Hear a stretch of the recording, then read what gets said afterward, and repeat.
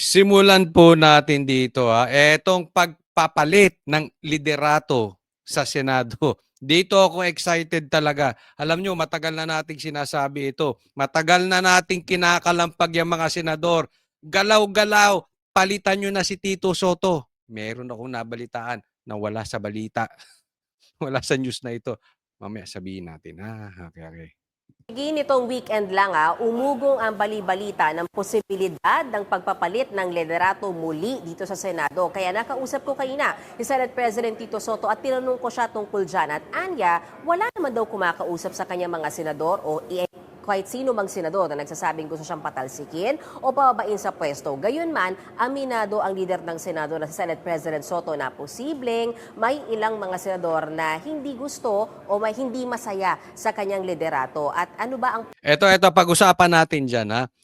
Meron daw ugong-ugong patungkol sa palitan ng liderato. Okay? At wala naman daw kumakausap kay Tito Soto. Paano ka kakausapin? Ikaw nga yung papalitan. Kung bobo talaga to. Bobo na ito si talagang graduate to sa School Bukol University.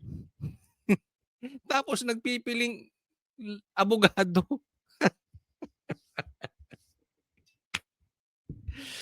Anak ng teteng. Oo, okay. So siyempre hindi ka kakausapin kung meron yan underground. Parang yung ginawa nyo ni alam, alam ng mga senador. Ito yung sinasabi kong madalas. Kung ang Banateros, boses ng taong bayan, ito si Tito Soto ay boses ni Tambaluslos. Ito si Pinky Lacson ay boses ni Tambaluslos. Paano kayong sasabihan? Talagang hindi kayo sasabihan. Kung magkakaroon man ng palitan, biglaan. At yung pangalawang sinasabi, na maraming dismayado sa inyo, paano hindi magiging dismayado? Tingnan yung ginawa nyo. Ang baboy. Grabe ka baboy ng investigasyon nyo sa Blue Ribbon Chairman, sa Blue Ribbon Committee. Tapos sasabihin mo pa, ano mo narinig ko dito may nagsabi. Tatapusin na daw yung Blue Ribbon kasi okay na.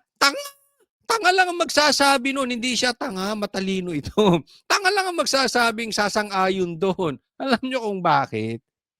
Wala pa ngang sino lang ang naituro yung mga senador na alam naman nating walang kinalaman? Yung mga congressman na hayahay na mayroong mga ghost projects ng mga kontraktor, wala nga kayong nakasuhan. Yung mastermind na amo mo si Tambaluslos, Laya. Talagang itong dalawa nito si Pinky Lacson, ililigaw talaga hanggat nakaupo tong mga animal na ito. Walang mangyayari. pwedeng dahilan dyan, Jiggy? Posible daw na yung balasahan sa komite. Kung matatandaan mo, Jiggy, nag-report ako sa iyo last week tungkol doon sa naging desisyon ng mayorya na palitan ni Senator Amy Marcos bilang chairman ng Senate Committee on Foreign Relations. Bakit? Dahil major committee ang Senate Committee on Foreign Relations. Kaya dapat daw mapunta yan sa miyembro ng majority bloc. Pero si Senator Amy kasi ay pagkakaalam. Ibalik nyo na si Marcoleta. Nung nakaupo si Chis Escudero dyan, ang ayos-ayos nyo, mga animal. Sa Blue Ribbon. Nung nakaupo si Marcoleta at saka si Chis, maayos. Pero alam nyo, palitan nyo lang to si Tito Soto. Siguradong mapapalitan yan si Pinky Lacson. Gumalaw-galaw naman kayo. 'Di ba? Bagay na bagay. Ako, sa akin lang kung ako tatanungin, bagay na bagay si Chis Escudero bilang Senate President. Nakita naman natin ang nangyari. Si Pia Cayetano, yung magkapatid na at Cayetano, mga abogado tong mga to. Ito si Tito Soto, abogaduhan. Pero kahit naman siguro kahit sino sa Senado, mukhang mas maayos pa. Palagay ko mas maayos pa, ilagay na lang si Lito Lapid. Mas may silbi pa yung si Lito Lapid dito But seriously ganun po ka-worst. Ito si Tito Sotong bilang Senate President.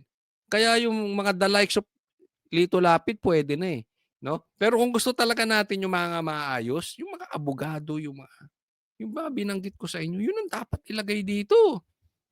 Nga natin, matagal na siyang miyembro ng minority bloc. Pero sabi ni Senate President Soto, kumpiyansa naman siya at base sa kanya pakikipag-usap sa kanya mga colleagues dito sa Senado, solid ang suporta sa kanya ng majority bloc at hindi nga raw niya kailangan na magsagawa ng loyalty check dahil lagi rin naman niya nakakausap sa chat group yung kanya mga kasamahan dito sa Senado. Pero Jiggy, ano man daw ang mangyari, handa si Senate President Soto. So solid daw yung majority bloc. Okay? At hindi daw niya kailangan ng loyalty check at nakakausap daw niya sa group chat. Tatandaan mo, Tito Soto, politiko ka rin. Balimbing ka. Hindi ikaw lang ang balimbing, oy! Tatandaan mo, sa pangit ng ginawa nyo dyan sa Senado. Ha? Pero ako tatanungin ninyo, dapat palitan na to si Tito Soto. Totoo. Papalitan nito? Sinong gusto nyo, mga senador? Kaya gusto kong gumalaw na kayo eh. Sinong gusto nyong mapalitan? Si Tito Soto? O yung konstitusyon? O yung batas natin? Plano nitong palitan yung konstitusyon ha? May plano tong maging presidente. Tatandaan ninyo. Pinangarap na nito once maging vice president. At ngayon, sasamantalahin itong si Tito Soto na walang standard bearer si Bongbong Marcos. Di ba? So ito pumupustura.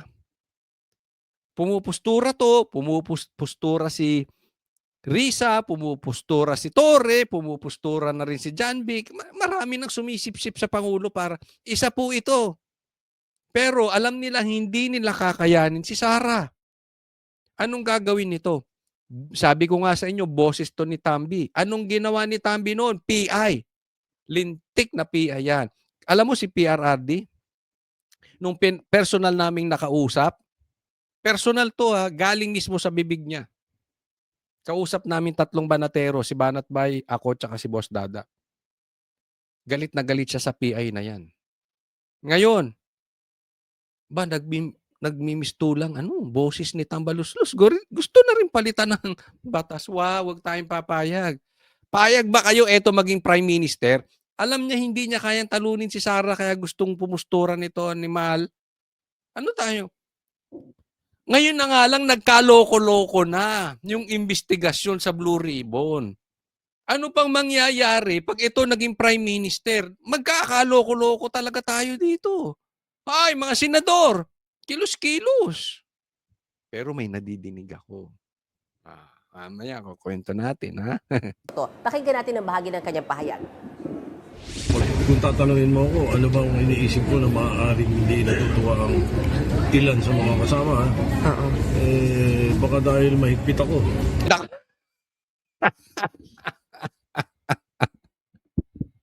Kumadyante talaga ito.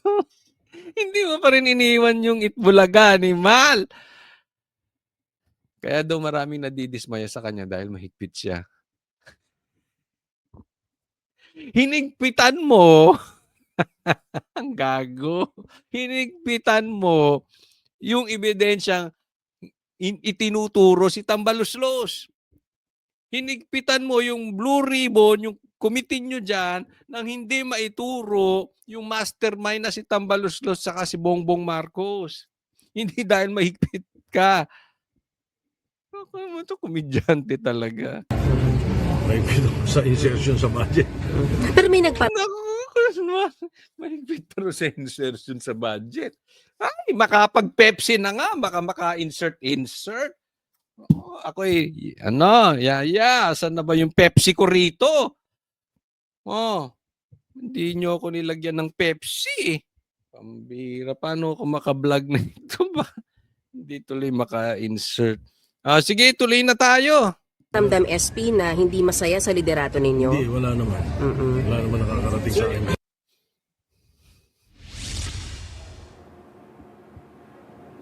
Jiggy, nito lamang weekend, may mga lumabas din na post sa social media, paramdam o tanong na posible nga raw ba na magkaroon na sa kauna-unahang pagkakataon ng unang babaeng Senate President o leader ng Senado. So natanong ko rin Senate President Tito Soto kaugnay niyan, sabi niya marami siyang nababasa sa social media at ang ilan daw dyan, fake news. Oy, Jiggy? fake news. At Mayan, ikaw dyan, insider ka na talaga dyan. Tingin ba may sapat na numero para mapalitan si SP Soto?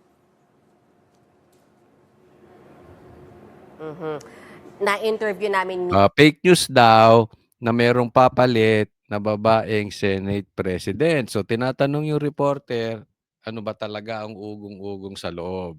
mismo, Jiggy, sa Senate Minority Leader Alan Cayetano at siya mismo nagsabi walang numero para patalsikin Senate President Tito Soto. Ilan ba kailangan, Jiggy? 13. 13 at pataas o mas marami sa 13 ang kailangan para makapagpatalsik or makapagpalit ka ng liderato dito sa Senado. And so far, wala raw ganyang numero. Gayunman, kinumpirma ni Senator Alan Cayetano na tuloy-tuloy ang pag-uusap at discussions ng minority bloc na may malaking numero, Jiggy, siyam sila. At pinag-uusapan kung kaugnay sa direksyon na tinatahak ngayon ng Senado, kamusta ba ang liderato, masaya pa ba sila o hindi? Narito ang bahagi ng pahayag ni Senate Minority Leader Alan Peter Cayetano. It's rumors until it's there, di ba? There's always discussion. There are people with happy of our direction, may people na hindi happy sa direction. May rumors at lagi naman daw may discussion ng palitan. At meron daw hindi happy sa pamamalakad ni One Ball University. Yun yung sinabi ni Cayetano patungkol sa palitan, ha? Ako personally, I think everyone's campaigning instead of governing.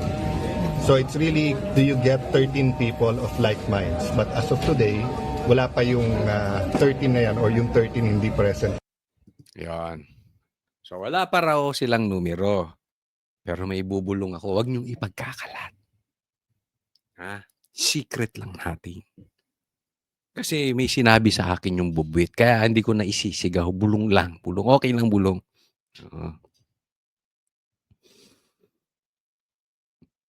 They have no choice.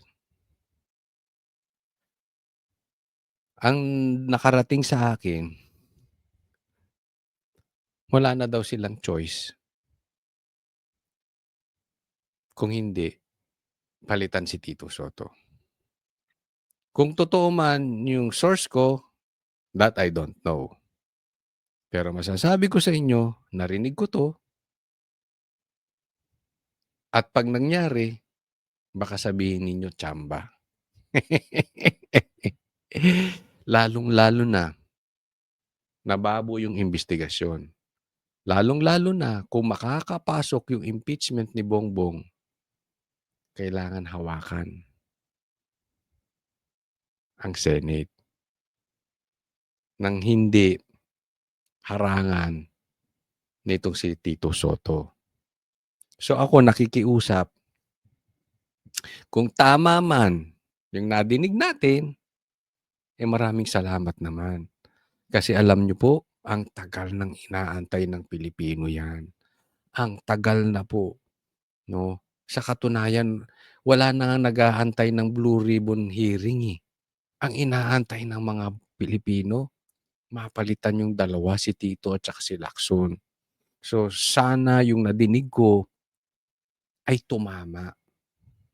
Ako gusto ko to si Cayetano, si Cayetano, abogado, si Cheese, mga abogado, Marcoleta. Yung meron talagang abogado na kitang-kita mo na walang kiling. Di ba? Obviously, ang hinahabol, mastermind. Walang pinoprotektahan, walang kinikilingan. Dapat gano'n. No? Sa Lunes ata. Diretso na nga tayo.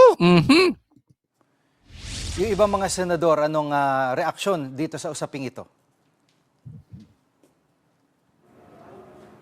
Jiggy, si Senator Erwin Tulfo, yung sinasabing papalit kay Senator Amy Marcos bilang chairman ng Senate Committee on Foreign Relations, sinasabi niya wala siyang nakikitang dahilan bakit kailangan magpalit ng liderato ang Senado sa pagkakataong ito. Natanong din namin kanina si Senator Risa Hontiveros, Senator Jive Ejercito na parehas na member ng Majority Bloc. Tinanong namin, meron bang nangangampanya o kumausap sa kanila para magpalit ng liderato? Ang sagot nila, wala.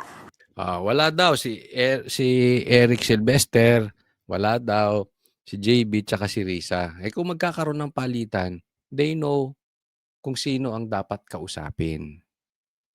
Gano'n lang kasimple yun eh. Di ba? And I don't think it's Risa. And tandaan nyo ang pagiging senador nitong Tulfo na ito, sablay yan. Sablay dahil may kaso pa nga yan eh. 'Di ba? So, walang gagawin niya kung hindi umayon sa administrasyon. Kulang na lang dilaan nito puwet ni Bongbong Marcos o ng administrasyon para hindi matabig yung kanyang kaso. Siyempre, safety siyang senador, 'di ba? Ganun ang gagawin niya. Ano pa aasahan mo diyan? Habang si Senate President Pro Tempore Ping Lacson nakasanggang dikit na Senate President Tito Soto, sinalag yung mga balita ng kudeta at tinawag nga niya na chismis lang yan at inihalin tulad sa isang continuing crime nga raw. Yung mga threats ng Paalala ko lang chismis daw yan. Chismis yan ang sabi nila. Baka yung narinig ko, baka chismis lang din. Basta narinig ko yon sa bubwit ko. And usually, pag ako nagchismis, nakakatsamba. Nangyayari. Di ba? Ganun din natin alam. Malay natin, fake news ngayon yung bubwit ko. Pero pag nangyari, sabihin nyo, Kotsoli, nakatsamba ka na naman. Okay? Pero gusto ko marinig opinion nyo. Pakilagay. Pakilagay dyan sa comment section. Gusto nyo na ba? Isigaw nyo, kailangan marinig to ng mga senador. Makiusap na tayo. Palitan na. Itong si Pinky tsaka si Tito Soto. Lagay nyo dyan.